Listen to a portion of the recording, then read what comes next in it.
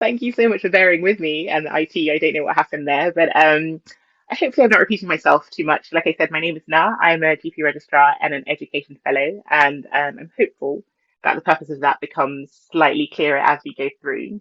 Um, what we'll cover today is we'll talk a little bit about me and give some context about who I am.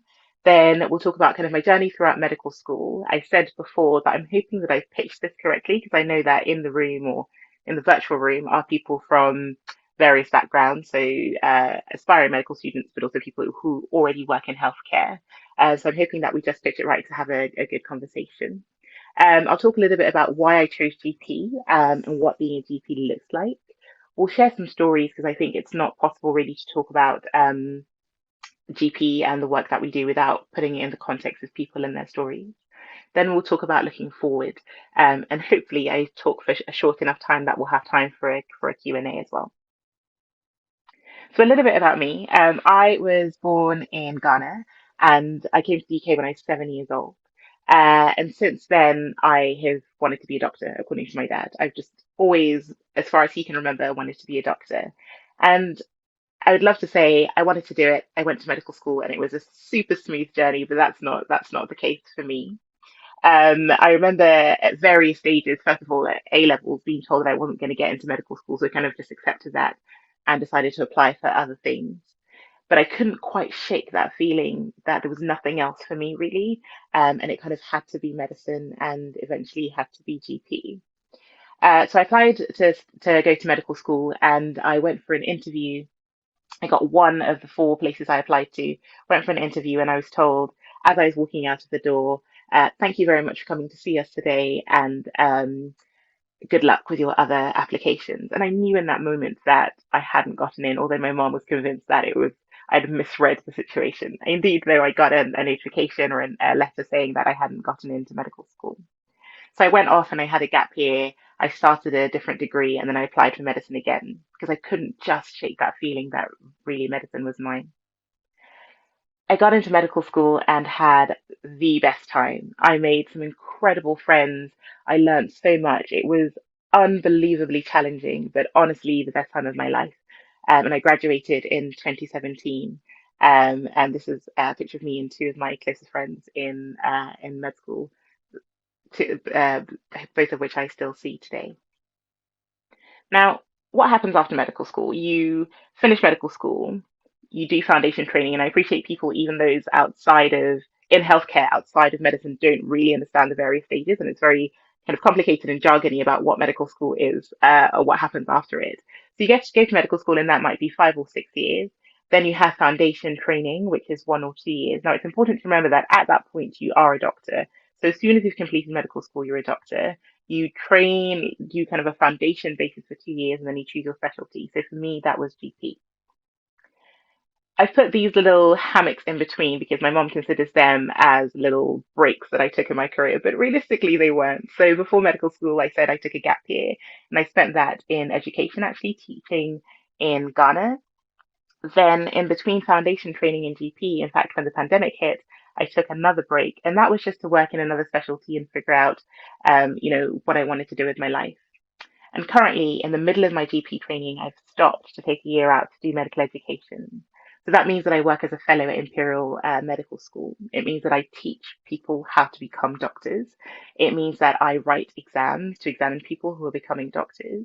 It means that I do some research on how we can support our students. And it means that I get to design and see and shape the future of medical education and people as they're progressing through medicine. So that's a really incredible, kind of exciting place to be. And if you consider somebody who was told that they weren't going to become a doctor at all, who found out quite late in my life, actually about a year and a half ago, that I have dyslexia, that kind of achievement feels kind of out of my reach. And is a thing that I'd say to anybody who was aspiring or who was perhaps thinking about changing that really, I really, really promise you that anything is possible. So what then does that look like for me now? So I finished this, then I finished my training as a GP. Then I just basically get to decide what it is that I want to do with my life and how I shape my career around GP. So why did I choose GP to begin with? This would have happened for me about 8 years ago, when I was still only 3 years into my medical undergraduate. I began to think about what it is that I actually wanted. And I saw this GP who loads of us didn't like, and didn't like because we were terrified of her, but she was an incredible clinician. A patient would come into her room, she would speak to the patient, and there was something about her ability to uncover what was really going on, to sift through all of the things that they brought in and kind of unloaded and find out what the problem was. For me, that was almost magical, and it kind of highlighted why GP was so special. And it showed that this right there, that felt like real medicine, using your knowledge to make a real difference and find out what's going on in somebody's life. So that's why I initially started to do GP. The second reason was that it felt like I could travel. I always knew that I'd want to stay in the UK, but I want to travel the world. And GP is one of those things that makes it actually quite easy to travel the world because, different specialties might look slightly different around the world, but general practice and family medicine looks pretty much the same around the world. Now, I know that some people think that, oh, I want to be a anesthetist or I want to be a surgeon or a cardiologist, and sometimes end up just settling for GP. And I say that in quotation marks because that's fine and that's up to them. But for me, GP was never, I just ended up there or I settled for it. It was a genuine love from the very beginning, and that hasn't changed, even though some of the reasons might have. So what does being a GP really involve? I mean, I've got a bunch of things on the screen, and GP can look like any of these things. So more and more, we're seeing GPs with special interests, and that's what we called GPWSI, so a very long acronym. And that just means that you might be a GP and have a special interest like me in sexual health. So it means that I'd go and do additional training, which would mean that I can see patients from that particular specialty, but in the context of GP. So patients will come and see me for herpes, for contraception, for all sorts of things to do with sexual health. Now, that can be in anything. You have GPs with special interest in orthopedics or cardiology and lots of other things. You can go into education, you can do academia. So, by that, I mean lots of research based work. You see GPs in leadership and political positions, so within their local authority or high up in government positions. You see GPs out of hours, so when you call 111, GPs will generally be the people at the end of the phone to support your care, even if it's not your normal GP. GPs are in armed forces and in forensic situations. Um, I mentioned travel as a reason I wanted to do GP in the beginning, but also we know that health is disproportionate, right? So people who are in lower economic backgrounds tend to have worse health outcomes. So we know GPs who specially train to work with those types of people. So GP, if you came to this looking for what does GP look like, and for a short, easy answer, really isn't. There really isn't one, because there's all sorts of ways to be a GP. But for me, that means that my dream week is that I work 2 days a week in general practice. It means that I would work 2 days a week in education. So the things that I mentioned, writing exams, teaching medical students, designing their curriculum. And then 1 day a week, I might spend in sexual and reproductive health. The likelihood is that will still be in GP, but people come to me specifically for those issues. And that would be my ideal situation. Um, but I guess you can't talk about GPs, like I mentioned, without talking about the stories. So when I think about hundreds and thousands of stories that I have, even with only about 6 years of training or 6 years of experience, if you speak to any GP, you'll find out they have thousands of stories, some more impactful that really, really stay with you. So I wanted to share maybe three of them with you today. So I saw a man who came to see me after a heart attack, and he'd had a heart attack in the community. We had kind of no idea about it, but when that happens, you get a letter from the hospital saying, "Here is what happened to this patient. Here is their medications, and this is how we're going to follow them up." But the really special thing about GP is that 90% of NHS contact is in general practice. So lots of it will happen in the hospital, but the beginning and the end and the middle of the patient journey kind of starts and ends with us. So this person came to see me and wanted to know things about his medications, things about what had actually happened. And I was like, yeah, sure, I can share some of that with you and give you some clarity about what's been going on. But I noticed that there was something else that was happening with him that he hadn't quite been able to reveal to me. And I just asked him, tell me a little bit about what your mood has been like. And yes, there's something about having intuition that makes you know that he wasn't quite right in the way he was presenting. But also, we know from guidelines that people who have these big events like strokes and heart attacks also have a higher risk of things like depression, anxiety, and other mood disorders. So having that knowledge and simply asking that question transformed the conversation. That man is now doing really well. We were able to talk about the impact of having the heart attack on his mental health, but also on his physical health, and then come up with a holistic plan in order to see him do well and continue to live a well life in the future. That's one of the things I love about GP. You see people when they're sick for sure, but also you see a lot of well people who live with illnesses and you can help to support them through that journey. The second story is about a lady who came to see me actually with herpes.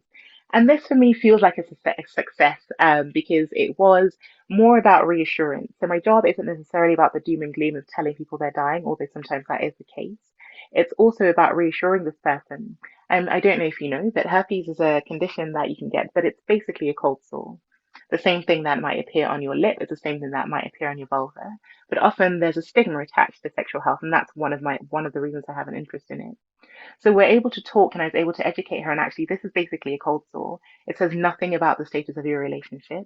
It says nothing about whether you've done anything outside of your relationship. And I was able to give her that reassurance, which meant that she could leave the room feeling more confident about this diagnosis.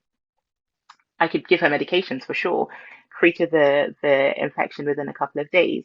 But the important part of that consultation was that conversation and that education and therefore empowerment of this patient. The final story I want to share is of a woman whose death that I verified. So if people die in the community, a GP will go out and will verify their death. If that happens when the GP practice is closed, it ends up being an out of hours doctor who does it. And like I said before, those are often GPs. So I turn up at this woman's house because her son had called and said that she died and went to verify her death. And actually, I left that home laughing, and it seems like an odd thing to say, but it's such a pleasure and so kind of moving to be the first person that these siblings see after their family member have died. So it was a brother and sister in the home. They welcomed me into their home and I offered my condolences, verified the death, and by that I mean made sure that the person was actually dead. However, they then began to share stories of their loved one, of their mum, sharing stories about what she was like and about her sense of humor. And when I walked out of that room laughing, I thought, wow, what a powerful place and what a privilege this job is to walk into this family's life in one of the darkest moments of their life, and actually as they walk into what's going to be a relatively dark period, but be able to share with them in a little bit of joy that they were able to find themselves in that moment. So those stories helped contextualize, and they're all very different, but it helps contextualize a little bit about what my day to day looks like. Now, I shared why 8 years ago I decided that I wanted to be a GP, but I think it's important to think about why I still choose GP today. We know that GPs look different to people now. People perceive GP slightly differently. We mentioned earlier about how the pandemic has had a huge impact on how we operate. We see that our patients are becoming more and more complex in the way that they present. We know that the NHS is under massive strain and therefore we're under resourced and we're facing challenges. But I still choose GP because that magic remains the same. That feeling of being able to close the door and it be just be you and the patient and maybe their family member, and to say that I am a person and an expert in bodies, but you are an expert in your own body, and how do we meet as experts to make sure that you live a full and healthy life as possible? That magic still remains for me. The other thing, though, that's become more important as I've gotten older, although not that old, I acknowledge, is the flexibility. GP means that I get to create whatever kind of life that I want at work and outside of it. It means that I get to decide that I want to shape the education of future doctors, so I do that. It means that I get to figure out how I fit into sexual health, so I do that. It means that I get to sit and be in GPs and sit on different boards, so I do that too. So there's been different reasons throughout the years, but GP still remains an incredibly special thing, an incredibly special career to pursue. Looking forward, we know that there will be different ways in which the NHS will evolve. We know that AI is becoming more and more prominent. We're using it to our advantage, but there will be disadvantages to it. Different specialties now aren't just specialties, there's subspecialties and even subspecialties in there. Lots of different things are changing. We don't know what the NHS will look like in 5 and 10 years' time. However, despite all of that, we know that GPs will always be needed. There'll always be people who are needed to stand in the middle and hold the patient at the center, as well as their story, whilst all the things are happening around them. And that's an incredibly special thing about GP for me. So I've gone on and on. The aim, like I said at the beginning, was not at all to tell you that this is what you need to do, that GP is for you. It was just to share a little bit about why I love GP. And I'm open to any questions or critique, even. I think that's important too, on what I've spoken about today, or GP in more general terms. Thank you.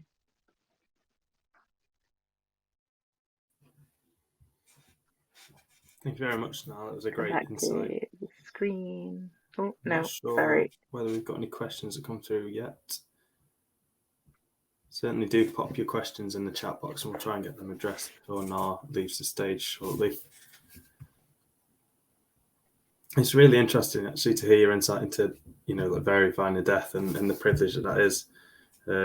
These things, I've experienced it myself fairly recently, are not pleasant things to have to do, but very privileged position to be in. And I think recognising that within primary care and the acute side of things and balancing, giving people the best experience possible while also celebrating their health and empowering them, as you described there about that situation, is really quite powerful. And I think going forward, it's definitely something that we need to be pushing, is that people have that awareness and pride in their own health, that they can Yeah, sort of exactly. steer their care at all stages, and also that of their relatives. So we've got a question there from Dell. Okay. Great, so we've got a few things coming up. Ah, that's so funny. I don't know who this person is, but I did have a I did have a blog when I was in med school called Small Voice Big Difference. That's hilarious. So we've got one question about recommending, having a year out and perhaps taking a third year at the end of your foundation training. Obviously, that's more geared towards doctors, but I suppose it would apply to other healthcare professionals as well. As I said at the start, paramedics complete a newly qualified period. Many professions do. Would you recommend taking a year out of training to gain different experiences and perhaps qualifications? Oh, for sure. I recommend taking a year out at any point you can, partly because I don't think there's a rush to become a consultant or to finish training, because once you do, you will be doing it forever, right? So I think taking a year out just to think can be helpful, to gain different experiences can be helpful, to think about, you know, what what you want to meet different people. And sometimes people do it within healthcare. So I worked in the hematology ward. I've just worked in general medicine, but people just travel. And I know loads of people who've gone to Australia, New Zealand, and then come back. So I recommend taking a year out and then thinking about what it is that you want to do next, for sure. Fantastic. And there's just a question there about GP training and comparing it to the other specialties. Yeah, so GP is 3 years. It is the shortest specialty, which is interesting because we have to learn everything. But I think it's also one of those that the sooner you jump in, the more kind of experience you can then become. The other longer specialties are like dermatology, I think, which is 4 years. So the rest of them that are longer will be 4 years, so just slightly longer than GP. But it is just 3 years long. You learn a lot in that time, and because it's quite short, it can feel quite intense. But everybody will have a supervisor and training program director, so it's super, super supported. And actually, it's known as being one of the most supportive training programs if you have to take time out to do other things. So, for example, my year going out to do education was completely supported by my training program directors. If you want to, I don't know, take mat leave, whatever that might be for you, it's incredibly flexible. And that's one of the really amazing things, even at the training stage of GP. Fantastic. So I don't think there are any more questions that have come in. Thank you so much for that insight. Obviously, it's great to have you on board today. We really do appreciate it. And obviously, as we're trying to push that diversity and people to consider alternatives to their careers, it's fantastic to be able to explore perhaps a less linear career path in the modern NHS. Yeah. One more question there. That's some on the side. It's great advice there. Thank you. I've got one in front of me that says, "How do you become a GP with special interest? Is there a specific pathway?" Is that the one? Yeah, I mean, I think it depends what type of special interest you want to do. So, for me, it was sexual health. So that means that I've done a diploma in sexual and reproductive health. It means that I'm getting training in how to insert the implant and the coil. But it depends on what you want to do. There's lots of different diplomas run by the specialties because I guess we recognize that if a GP has special interest in something, there is some of the strain they can take away from secondary care and do within the community. So there are programs run by the different specialties, like cardiology, like dermatology. Dermatology is actually a really popular one, where people will take training in that, so they have the ability to do those skills within the community, and therefore have less referrals to secondary care. Hopefully that answers the question. I think it does. Back to George as well. Yeah, absolutely. It's great to, I think, for people to be able to ask these questions as well. It's not often that you get sort of a practitioner in front of you that you can ask other than being in a consultation. And I know that general practice, alongside a lot of the acute specialties, have really struggled coming out of the pandemic with resourcing and trying to deliver an effective service with the staff and the resources that are possible and available at the time. And it's nice to see some interest in general practice, and we can hopefully try and to build that further. And again, people that aren't necessarily becoming doctors, like myself as a paramedic, in the next few months as I exit the newly qualified programme, I'll be able to consider perhaps going into specialty training for things like primary care and working in GP practice. So if there are people watching that don't necessarily want to become doctors or aren't going down that career path and are going into the allied health professions, there are always ways to get involved with primary care and have this sort of variety in your career.